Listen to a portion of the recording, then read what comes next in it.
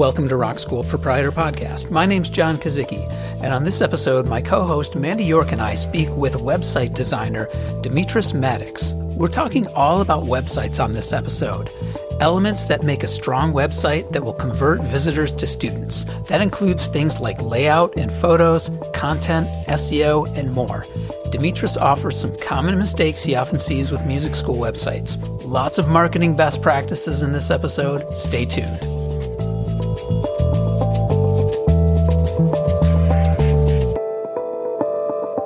Demitris, your company's called Provide Impact. You are a web designer. And Mandy, we were talking about websites kind of recently on an episode. We were talking, I talked about how I put websites on my nope list, right? That's something that I don't get involved with.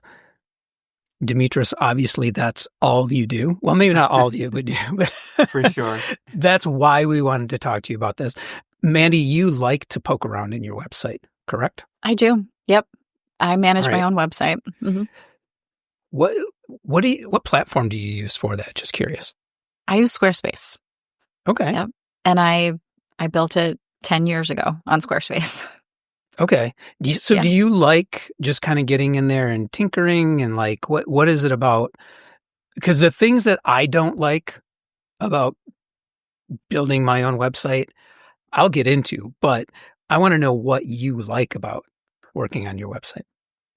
I think I talked last time about just kind of getting geeky about it, integrating all the different systems that I use, my scheduling software and my payment processor and the forms that I can use, and setting up a rule to put the answers into a spreadsheet in my Drive that I'll, just all the integrations that you can make and things that you can have your website do for you to organize data and streamline processes. That's cool. Really, it's just kind of geeky. It's a geeky thing. Yeah. Right? No, yeah. I think that's important. That's something you like to do. That's something that you feel, I'm assuming you feel like good about.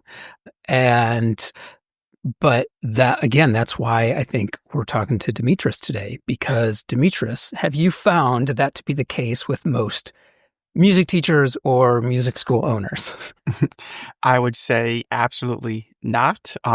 Mandy is going to be more in the minority of teachers who actually enjoy the tinkering around and the playing around. I am all for, and I love it when a teacher is hands-on in their studio and they want to make changes. But a lot of music teachers are sort of wearing a bunch of different hats. They have the teacher hat, they have the parent admin hat, and now, unbeknownst to them, they knew, but they didn't really know that when they started this teaching business, they would now be wearing the website designer hat, the admin hat. They're wearing all these new hats that they got thrown upon them just in an instant. And so that's the reason why a lot of teachers don't really sort of enjoy kind of wearing that hat, because they're trying to run their studio at the same time that they're trying to build this website. So they don't really enjoy it as much. And as John and I talked about last time too, if you don't have any kind of like previous experience or knowledge, you're going to have to take a lot of time to learn these things too. 100%. Yeah. You don't want to spend all that time learning something new if you're not. And I happen to know, Mandy, that your dad works in tech. So I'm wondering. That's something inherent in you. So Demitris, web designer, you're also a drummer. Told me. Is that correct? Yeah. I started playing drums, I guess, in 7th grade. I didn't come about it sort of naturally. My mother looked at my schedule when I was in 7th grade and said, "You have way too many study halls, so I'm going to throw you into band." So I kind of been tapping on tables ever since. And That's so cool. And how did you get into web design though, too? Because obviously that's where the music side thing, the music side of your background comes into play and it's relatable. But how did you get into web design, and when did you get into web design? So about 10 years now, my girlfriend wanted to start her piano lesson studio. And I saw that she would have to wear all these different hats. So I said, you know what, babe, if I can take this website part off your hands, I could take this marketing part off of your plate, that should free you up enough to sort of just teach. And so that's how it ended up happening. And over the course of time, I would hop into different Facebook groups and just be super excited about the things that I have learned. Oh, there's this new conversion rate optimization thing that I learned. Let me share it. Over time, teachers started contacting me sort of naturally, like, hey, can you take a look at my site? So I said, sure, I'll take a look at your site. I would start to kind of give them feedback and kind of help them out, not really making it a business by any means, but kind of teaching as I went along. And this is over the course of 10 years now. So to answer your question, how I really got into web design is sort of naturally by wanting to help my girlfriend be successful. And so now I'm taking all of those things that I have learned, one, from our own experience in our own brick and mortar studio, and the experience of all the other teachers that I have helped along the way. And I have compiled it now. And that's how I got into building websites for teachers. Gotcha. Okay, great. Now, I think it's worth mentioning a website incredibly important for visibility. It's probably one of the most important marketing tools I think that we have. It's a lot of work to create a good website. I built my first website for my first music studio in 2009 using WordPress as the platform. And it's time intensive, sifting through themes, trying to find the right theme and then adjusting it and adapting it so that it looks the way you want it to look. And then the colors have to be right. And that there's so much that goes into even taking one of those existing themes on WordPress or Squarespace or any of the other platforms and modifying it to get it to be what you want. I even had to learn a little bit of code at the time to make it do the things that I wanted to do. And Mandy, it seems like you've kind of dove into some of that stuff and you're okay with it. But point is, it's very time intensive. And that's why I put it on my nope list. It's the list that I'm like, I'm not gonna do this anymore, only because, to use the turn of phrase that you used, Demitris, we're wearing so many hats. And if I want to be as effective as possible in my business, I have to figure out what I'm going to spend my time on. Website's kind of a time suck.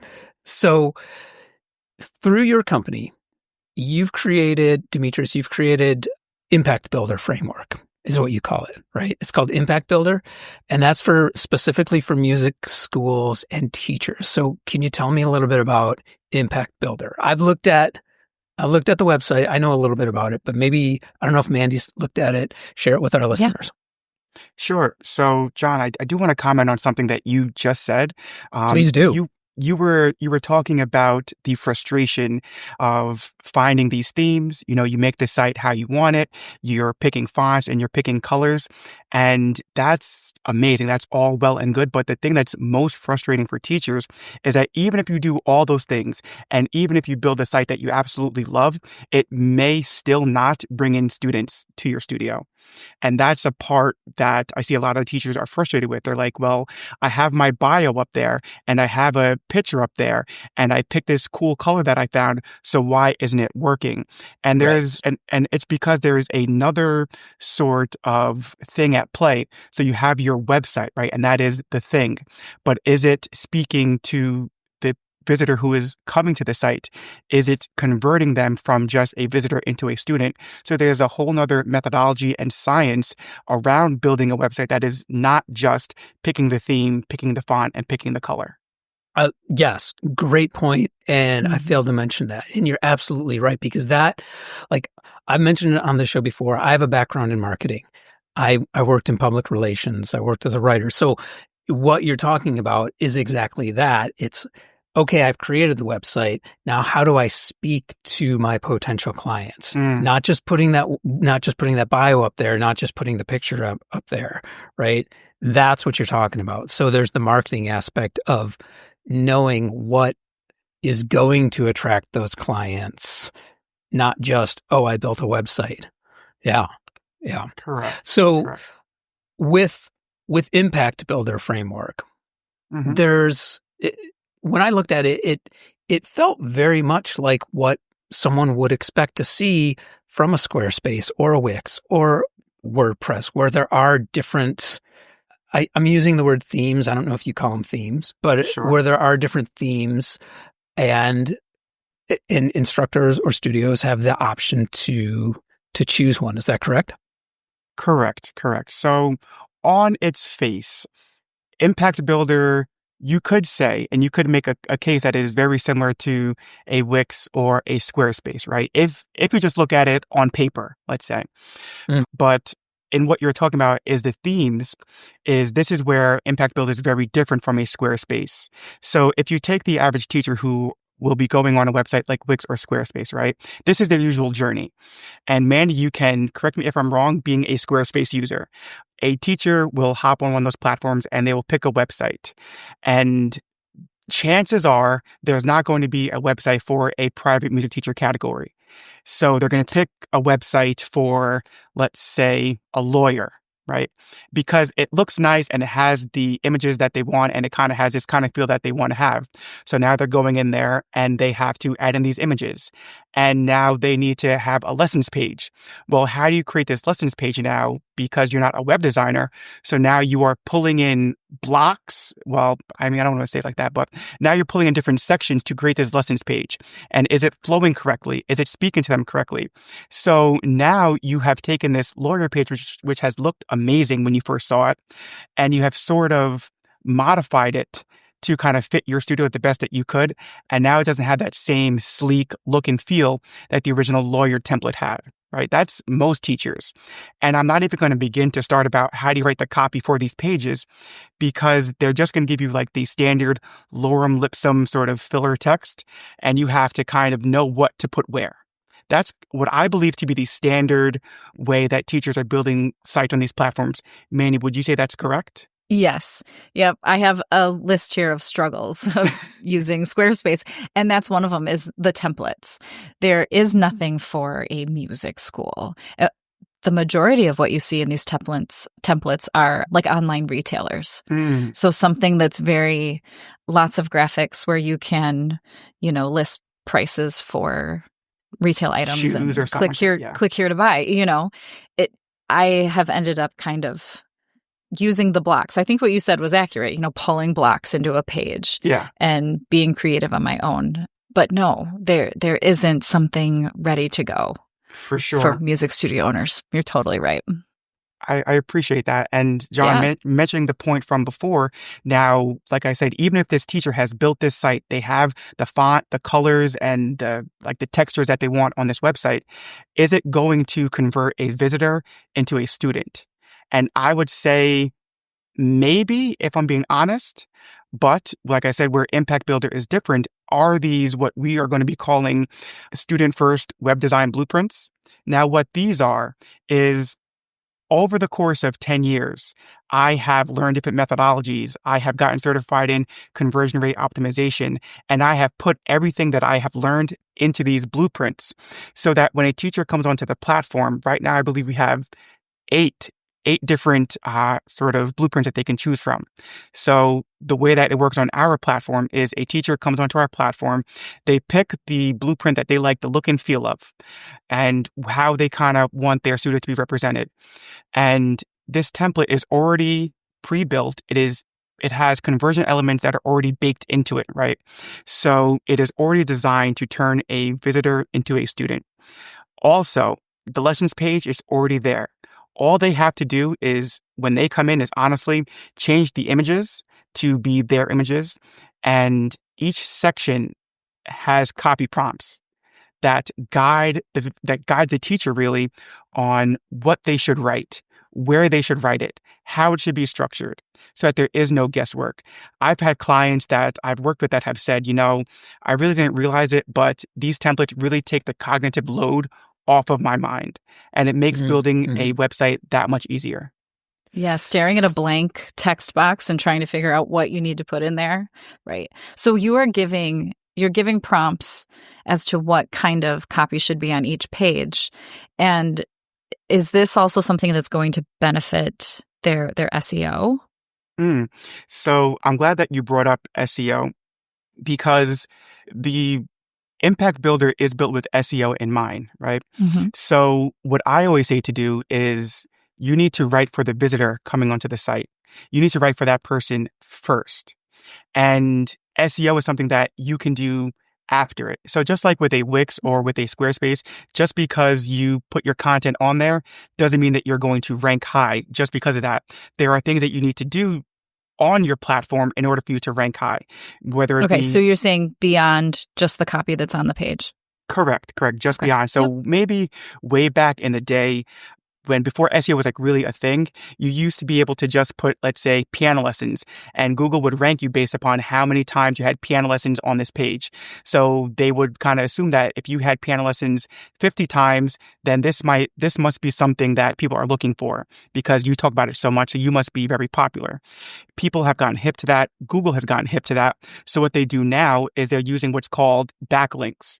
So now it's not necessarily how many times you have piano lessons on your page itself. It is a little bit of that, but it's also how many other websites are pointing back to your site. And the reason why that's important is because it's a lot easier for you to just put piano lessons on your website, 100 times. It's a lot harder for you to go to somebody else, for you to ask them, can you please link back to my site? So it's kind of like people pointing to your site saying your site is popular because this many people have said that you're popular. And the reason why we can't give just a blanket SEO kind of prescription is because it's local SEO. And what a piano lesson search for me and in my area, it will look much different than what it looks like for you because it's local businesses. And within those local businesses, it sort of depends on, who's ranking high at that time. So that's what I'm going to say about SEO. Okay. I think it's worth mentioning also that, and Demitris, you kind of alluded to this in what you just said, but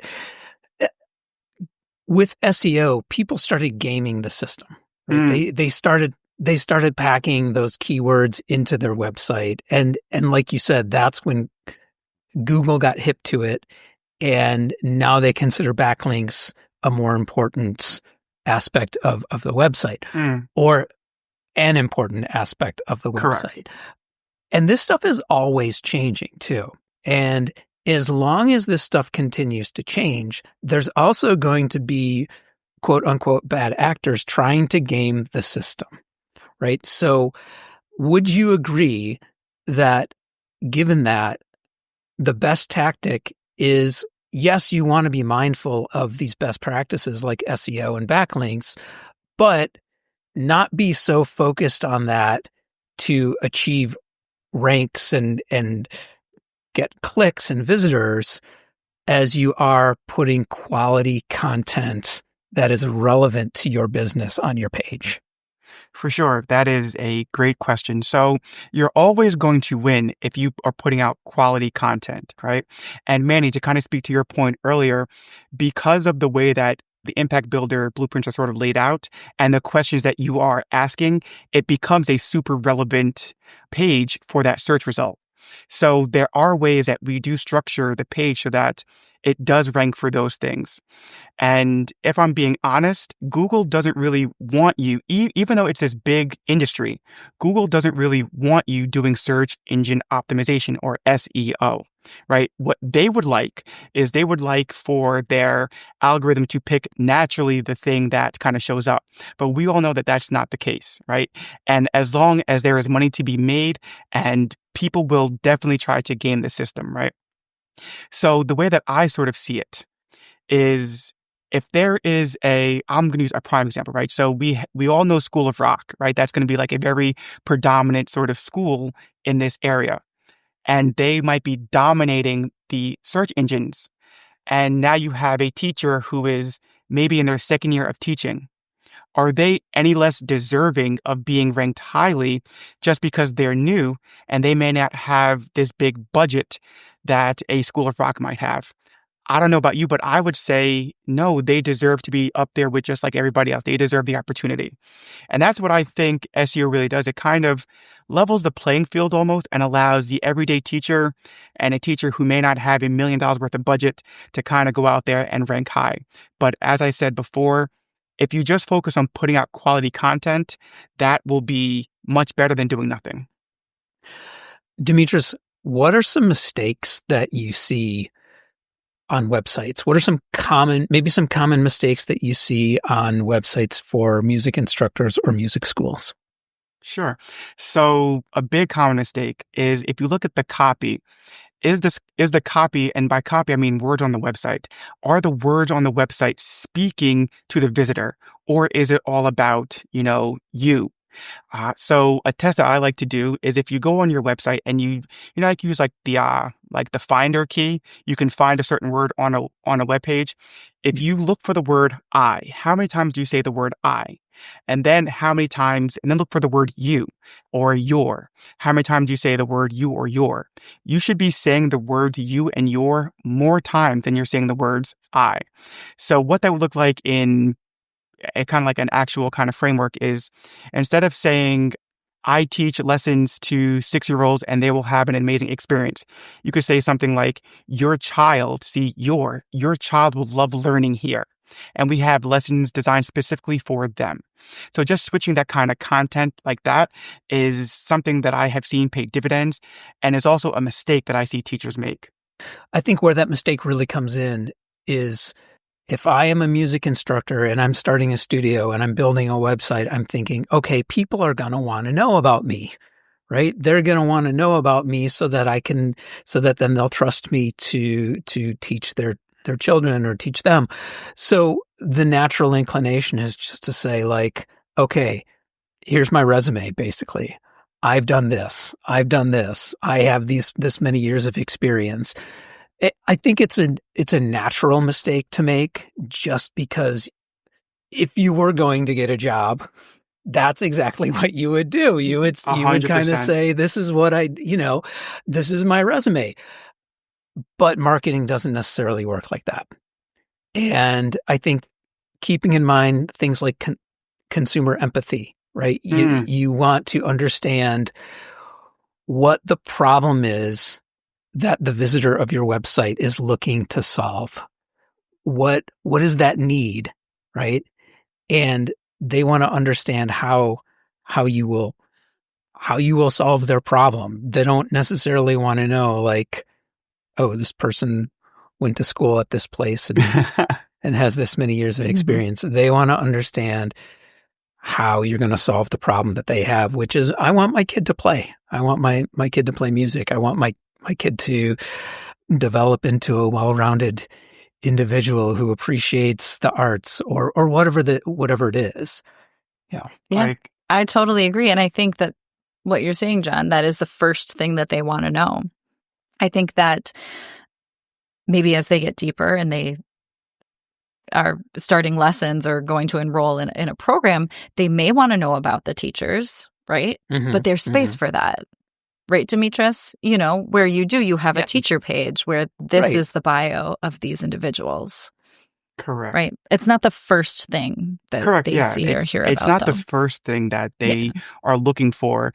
When a person's coming to your site, the first thing that they're looking for is, is this for me? Do you understand me? So if you answer those two questions first, then they want to know about you, right? So I think the old adage goes, they don't want to know about you until they know how much you care, and then once you show them that you care, then they're kind of more open to sort of, learn more about you. I have 2 other mistakes, John, if you want me to chat about those real quick. Yes, I'd love to hear them. Yep. So the first one, and I'll talk about the last one. The first one I would see is not having videos on your website, right? So I know that a lot of music teachers, they put recital videos on there. Those are not the kind of videos that I'm speaking about. What I'm speaking about is specifically a video that kind of talks about what your lessons are like. So if you show people and it's like the teacher talking on camera, and in today's day and age with sort of smartphones, you do not need a whole tech setup. Just a regular smartphone propped up or even hold it selfie style is all that you need. But explaining what your lessons are like, how they're different, who they're for, and you talking to this person who's looking at the screen is one of the most powerful things that is underutilized. Along with that kind of video, the second video that I would suggest teachers make would be what happens at your intro lesson. If you don't have an intro lesson, maybe it's what happens next, right? So how that video would look is, let's say you're teaching inside of your home. You could stand outside of the door of your teaching space, film it selfie style, and say, when you guys come in for your intro lesson, this is the room that you'll be walking in. You'll be sitting right here. Your child will sit right here at this piano. We have refreshments right here if you need. It's just giving them a tour of that space, because you know your space, but they're coming into a space that they don't know. So making them feel comfortable in this space that they have not been in yet is a thing that's going to build a lot of trust even before the first lesson. Okay. Great. So video, was there one other? Yeah, this is another mistake. This might be controversial, right? Okay. And I'm not We sure. like that. Okay. I'm not sure where either of you land on this topic. Right? Oh, this is going to get good. Oh, boy. I have not looked at your website yet, but I believe that a mistake that teachers make is not having pricing on their website. Oh, let's get into it. Okay. So, Mandy, are you in the camp of not having it or having it? Just so I know. My prices are there. Okay. And John, They are. you're not. I do not now. Okay. But before I explain my stance on this, Demitris, I want to hear your take on it. Sure. I think that a lot of teachers don't have their pricing on their website because it's easy to not have it, right? So they feel like I want this teacher to call me and I want to build curiosity. So the less that I have on my site, the more it kind of introduces this curiosity thing that they'll pick up the phone and call. But if you look at your own habits, if you're going to look for something and the price is not on there, chances are likely that you're not going to pick up the phone and call. What you're going to is you're going to click the back button and go someplace else, right? So, and especially in today's day and age when information is very accessible, they're not going to spend time calling you. They're going to go someplace else. So the second reason is I feel like teachers don't have it is because they feel like their website doesn't justify having this price on it, and they need to do a bunch of explaining around their price that they feel like they can do on the phone, right? So there's nothing that they're going to call you about that you can't put on your website. They're going to ask you, who do you teach? Okay, I teach these people. So, and chances are if they do call you, the first thing they're going to ask you is, what's the price? And what is the number one question teacher hate being asked the most right away is, what's the price? Because it's missing context, it's missing nuance, it's missing all these different kind of things that if it were on your website, surrounded by the nuance and the reasons why, and a video of you explaining it and positive testimonials, the price would hold a lot more value. And lastly, having the price on your website, it positions you in a certain place, sort of in your local industry. Are you the most expensive? That signals something. Mm-hmm. You know, if you have two bottles of wine and one is $1,000 and one's $20, you automatically think that the one that is $1,000 is higher quality. Mm-hmm. So not only does having your price on your website sort of position you right in the market, it sort of plants your flag and stops you from having to deal with tire kickers who are just interested in price. Because if a person can't really afford, like let's say somebody calls you and they can't really afford your lessons, but you convince them and you talk to them on the phone and then you sign them up knowing that they really couldn't afford it, the rate of retention that you have might drop because they know they really can't afford it. And if you just had the price on the website, they would have self-selected out. Yeah. That's my case. Those are all valid points. I don't disagree with any of them. Now, I will say with my studio, the prices are accessible. It's just one extra click. It's once they click the get more info button, then I have their email address. Then all the links are right there for like pricing for the programs. So it's just one extra click. But you do make some valid points, so I can't really argue with them. Okay, so those are the mistakes. Now, I want to go back a little bit because Mandy, earlier you were mentioning how much you love to get in there and tinker with the features and the integrations and the customizations. And I 100% agree on customizations. In particular, I think, Demitris, you mentioned adding photos. Like, so with Impact Builder, instructors and studio owners add their own photos.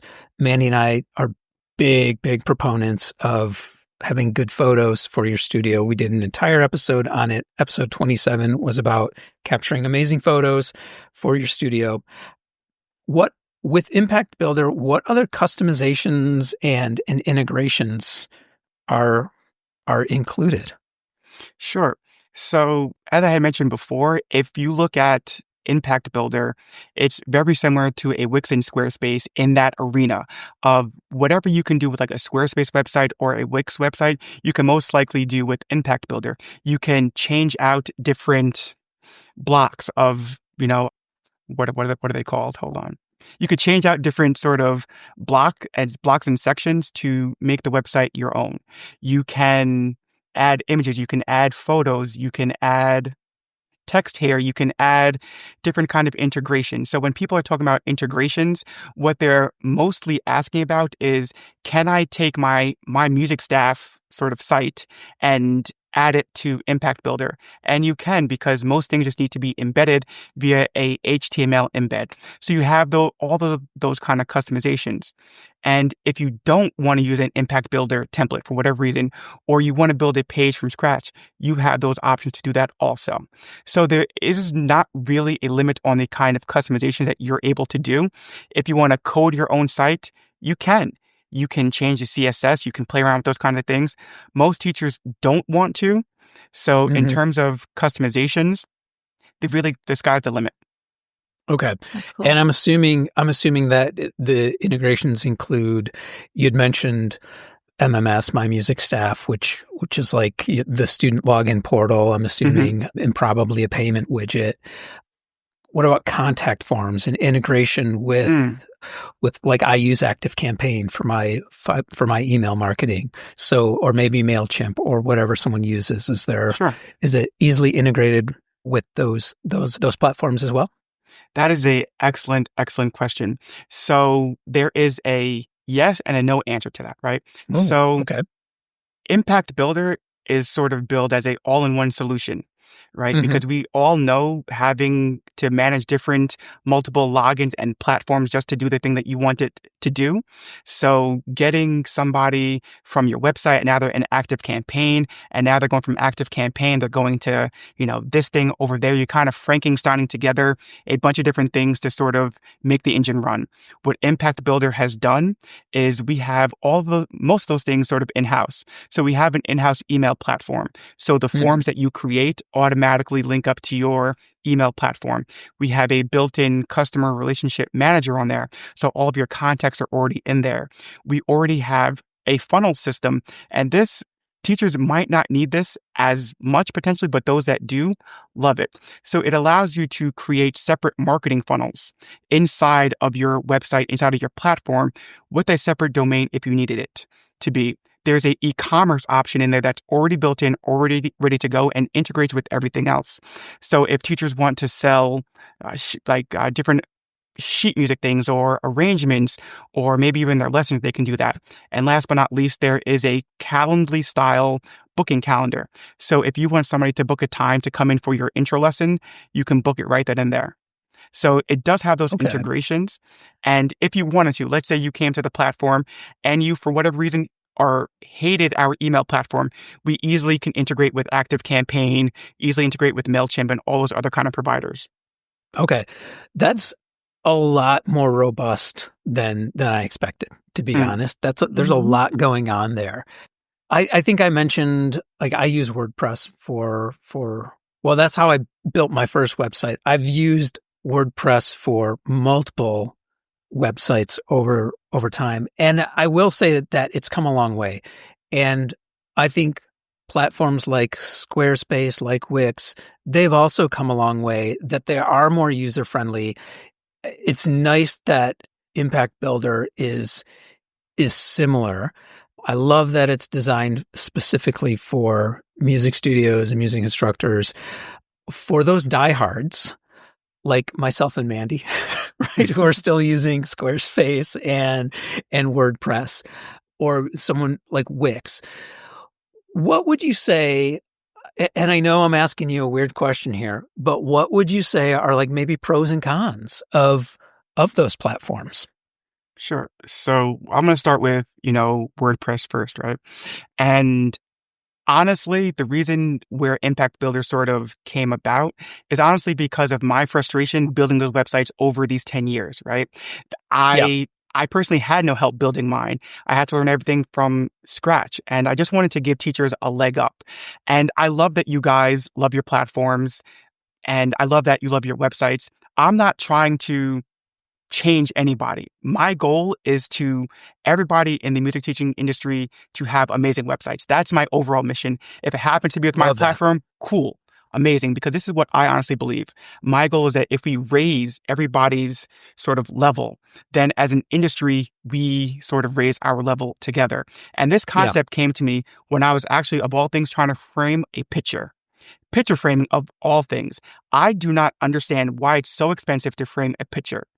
No matter where you go, it's always super expensive. It's almost like they got together and said, you know what? We're going to charge you $400 to frame this thing in a piece of wood and put some white matting on it. So I think about music teachers. So if you look at the industry of sort of people who frame, what do they call it? I don't know, people who frame pictures or framers, nobody's undercutting somebody else. Nobody's saying, well, they're doing it for 200. I'll do it for free at first, and then I'll do it for $20. They don't undercut themselves. But as music teachers, we often undercut ourselves because the way that we present ourselves, we feel like may not equate to being able to ask for what we're actually worth. So I say all that to say my goal is to raise the industry level as a whole. So then people aren't nervous to charge what they're worth.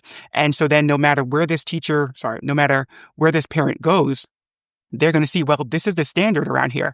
Everybody's charging X amount of dollars. Wow. Okay. I guess this is what it is. So that's my goal. And I love that. You mentioned undercutting ourselves. That's Seth Godin calls that a race to the bottom. Yeah. And I think that's a great goal. Sorry. Continue. No, you're quite, I'm glad you agree. So to say now, I'm going to talk about the sort of the pros and cons, right? I'm going to talk about sort of WordPress first. So these are the pros. WordPress does have extensive customization options, right? That is a big pro. They have a large plugin ecosystem. You can pretty much find a plugin for whatever you kind of need. If you need a hello bar, like at the top of your website, you can put a plugin on there.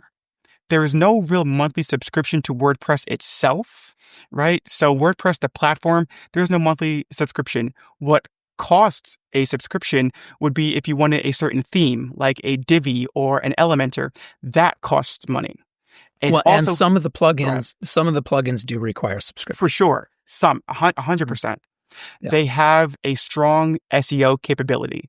Like it is made light, it is made quick. Now this is WordPress, the platform itself. I'm not speaking specifically about like a Divi or an Elementor. And lastly, which are themes, which are correct, which are themes. Lastly, they have a strong community support forums. You can find help about WordPress everywhere. YouTube, somewhere on Reddit, probably. You can find places on Facebook. So that would be the pros of a platform like WordPress. Mm-hmm. And I'm going to talk about the cons. So the cons would be there's a steep learning curve to WordPress. That's why I have a guy. Yeah, exactly, right? Yes. The guy. Yeah. It does require consistent updates, right? So you need to update the plugins, you need to update the theme, and you need to update WordPress. And there's a specific order you need to update those things in. So you're always updating something. There are no specialized templates there's no specialized templates for teachers.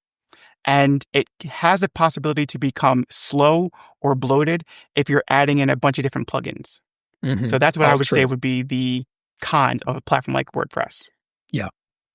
In terms of sort of like a Wix or a Squarespace. Yeah, roast Mandy now. Mandy. My turn. My turn. Squarespace. Okay. So this is going to be like Wix and Squarespace kind of sort of combined, right? It is easy to move things around. So that is a big pro. It does include hosting and basic security. The maintenance and updates are kind of handled automatically. It does have basic design templates available, baked right in. There is basic support if needed. So that would be, I guess, the pros for a Squarespace. Yep. Cons would be you have generic templates that may be not optimized for the teacher. I'm talking specifically about teachers here, right? Yeah. Yep. And that's on my list too. Mm-hmm. You have limited functionality for scheduling lessons, unless you're bringing in something else, third party. A con is the content is locked into their ecosystem. Unlike a WordPress where you can sort of download an HTML of your website and kind of move it from platform to platform, you're kind of locked into the ecosystem. So that could be seen as a con. There are limited marketing tools inside of it. And the last one I'd say is there no specialized guidance for writing the things that you need to write on your website, which Mandy spoke to about earlier. Yeah. Yeah, I would totally agree. Yep. And I'm not here to claim that I have an amazing website. I really, it does its job. And it's my philosophy that the website is kind of a living thing too. It needs to be revisited. This is my 10th year doing this. Yeah. My website should not be what it was 10 years ago. It needs to be revisited and updated. Right. And I use an outside scheduling software for my classes. So it isn't all, like you said, they don't have everything there in one place.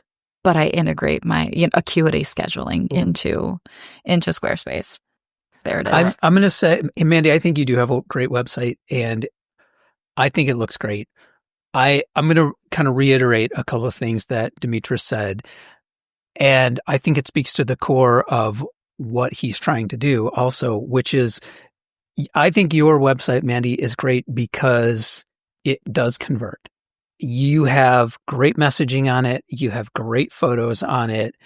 I don't know what it is what the things are that you are not happy with, but I'm going to guess that they're probably things that maybe other people aren't as concerned with as you are.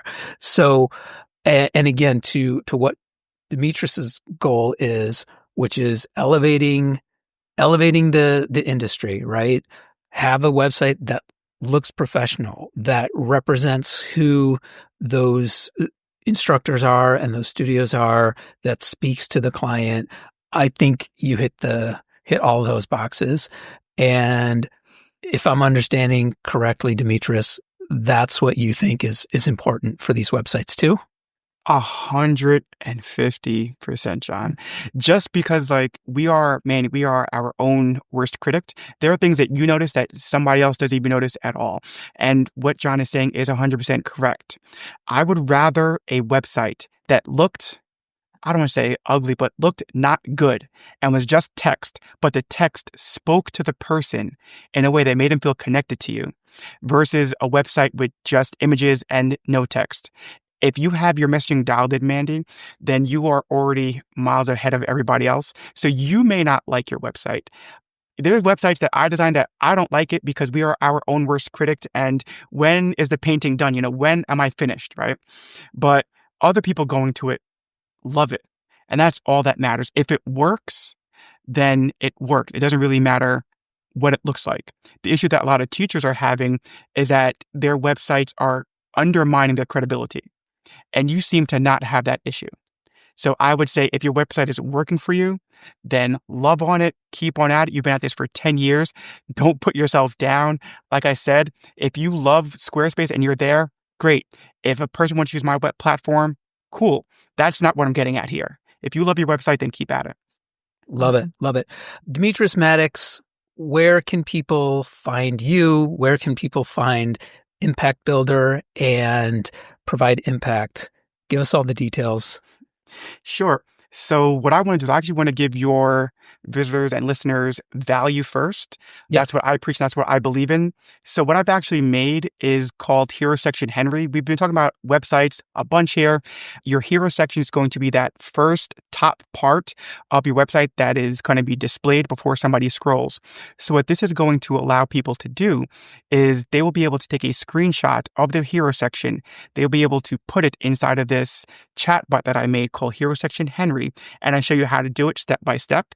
And it will be able to tell you what you need to fix on your website, how you can write the copy to connect more. And the place to find that is at provideimpact.com provideimpact.com/Henry. Love that. Cool. Okay, provideimpact.com/Henry. Demitris, thanks for coming on Rock School Proprietor Podcast. We're going to wrap it up. And, thank you. I love what you do. And I love you've got the background in music. So great. Thank you so much. Yeah. All right. We'll see you next time. All right. Thanks, John. Thanks to Demitris Maddox for joining us on this episode. To take him up on his offer for that website analysis, go to provideimpact.com/Henry. And Mandy and I would love to hear from you if you've got questions or topic suggestions. info@rockschoolproprietor.com is where you can send those.